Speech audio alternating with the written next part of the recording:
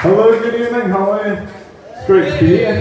It's a lovely place, I've not been in here before, but I'll do what I can to follow that somehow. I'm not going to sing the high notes, but I'll see what I can do. I'll start off by asking, I'll see what I can. Maybe by the end, I won't work up to it, just kind of, I'll see how it goes. Did everybody have a good hot tune of the week? It was a good time, and it's good to get back out after lockdown and all. I'll tell you about my opportunity. I was all planned, I had this night out planned, and I had a costume that was vaguely passable, just about alright. Bit of time to kill, and I thought, I was feeding back a little bit there. Pull back away. Bit of time to kill, and I thought, you know what, I'll just make a start on carving this turnip. 7 hours later, missed the night out entirely. Of course, the turnip looked absolutely mint. But those at home on my own, just like, well, that's gone well. So I felt a bit guilty as well because I'd ignored everybody all night. I had these messages and missed calls, and to all intents it looked like I ghosted everybody all night, but considering it was option ghosting everybody, that's probably the best plan I could have come up with. That's better than a costume. So, and it probably will come back to haunt me eventually as well. The punch will start, ladies and gentlemen. It will come back to haunt me, but I'm not too worried. There's plenty of nights out at the moment anyway, so you can get involved with all things. It's been Melia season. I don't know if I need to explain what a Melia is, but it's basically like a harvest time produce auction, usually set in a pub for a worthy cause. It involves two things need to happen really. So for one, everybody needs to be fairly drunk, and for two, everybody needs to have their heart set on taking the same bunch of carrots home with them at the end. And if they don't get the carrots, they're absolutely in for the sack of potatoes that's coming up next. And so on and so forth till the end of the night when everybody's more drunk and they just want to take anything home as a bit of a trophy. So that's why a friend of mine paid £86 for 2 dozen eggs and a couple of bags of flour and took them home. You know, he got a bit carried away. But carrying a bunch of eggs, carrying a tray of eggs and a couple of bags of flour home. Sounds like a recipe for disaster, doesn't it? Especially when you're leathered. But what it actually was a recipe for the pancakes he's still eating now. But it doesn't mind, it's a worthy cause, so it's fine. But I'd recommend Melly, if you're a fan of auctions, because I am, I'm a fan of eBay actually as well. Does anybody like eBay? I think it's absolutely tremendous. I like all the random kind of suggestions that you bought this, you might like that. So you bought guitar strings, you might like this set of giant chess pieces. It's like, well, I don't think I need giant chess pieces, but come here tonight, seeing the floor. I mean, this could be Dave's Delicious Chess Tournament waiting to happen. So if you need to set that up, I can. I think I've got a discount code we could use as well, so that'll be all there. So I've taken part in the draft tournament before actually. Not that I was expecting to, I got just drafted in at the last minute, but there we go, another point for you. But no, essentially, that's where we're at. So eBay is great fun. Does anybody remember Manxpay? The Manx version of eBay? About 15 years ago. And it was alright, a bit limited, but it was good enough. I actually bought a bed on there. And I just got carried away one night, I didn't need one, I just bought one.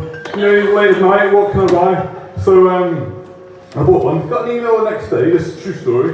They said that, it's not for sale anymore, we spilled paint all over it. I thought, well, that's that then, I can't have the bed anymore, but look, I didn't lose any sleep over it, so there we go. It's all fine.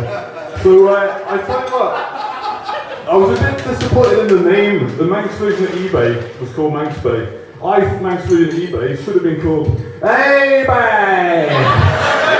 And I don't know, thank you very much.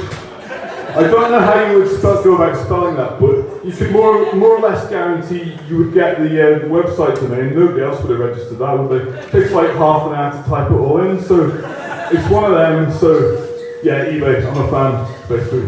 So moving on, there's a few nights there after the Hot Chine and after the Melias, there was Bonfire Night. And big up to Ramsey for putting on an absolutely smashing display. It was lovely, wasn't it? It was great. And just smashing. And the other event that weekend, you know, the main event, just glued to the TV screen all evening, hoping that Trump would win. And I mean, he played some great snooker. He did, but just in the end, he wasn't good enough to beat Mark Allen, so at least he didn't claim it was fraud. That's one thing, so he just went graciously. You know, so going on, and actually I'll just refer to my notes at this point, sorry about this.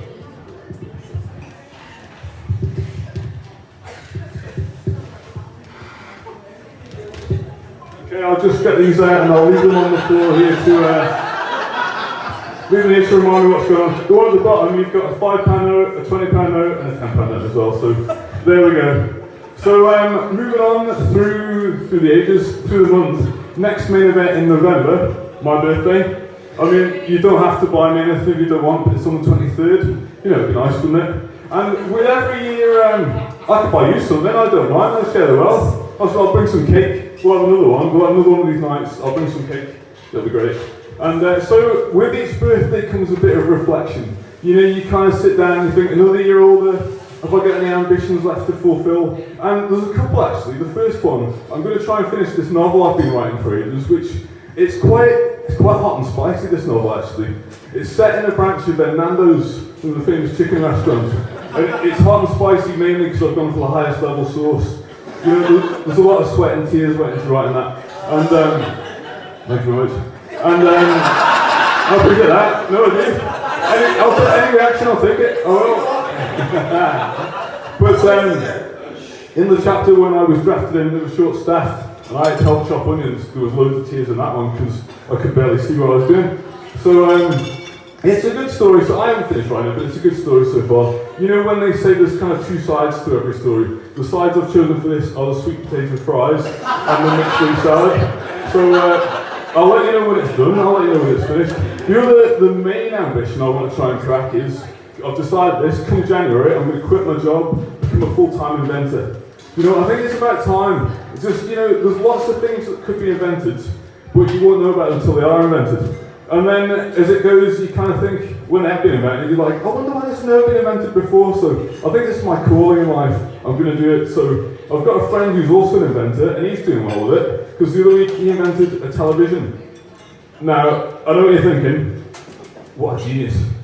Yeah, absolutely. But the twist with this is, it's a television with a built-in kettle. Now that's never been done before. So imagine the scene, right? You don't have to leave EastEnders at all to make a cup of tea. You just, literally, you have it all there, ready, and you could argue that you have to fill it up with water every now and then, but no, it's got a mains water pipe coming into this TV. It's, I mean, what could possibly go wrong? It's all fine. And it's good for special effects as well, because if you're watching say you're watching London's Burning, or if you don't live in the 90s like I do, you might be watching something a bit more current, but still, and there's a fire scene, you just boil the kettle, and all the steam, it just adds to the effect basically, so you're there in the middle. And it works with stars in their eyes as well, you know, the bit with the curtain.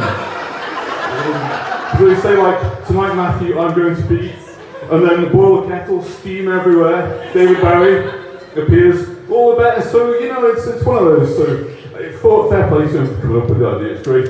But for my main project, I'm going to be doing this full time as well. The friend that does it, he's only part-time, he's still got a job, he just does the inventing to let off a bit of steam, hence why he's got the TV into his kettle.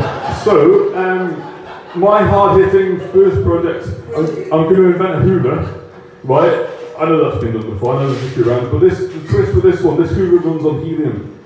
Okay, because you get these balloons for your birthday and kind of, celebrations, and they're nice for a day or two. You kind of have them around the house and you're like, oh, actually now they're a bit in the way. So if there's a practical use for them, you know, you fill the Hoover and use that, it'd be all the better. Because these balloons, you know the bit where they get a bit low powered and they don't reach the ceiling anymore and they just tend to drift around and usually scare the bejesus out of you when you least expect it. Have you ever had a helium balloon that's just drifted around the house? Like, where the bloody hell did that come from?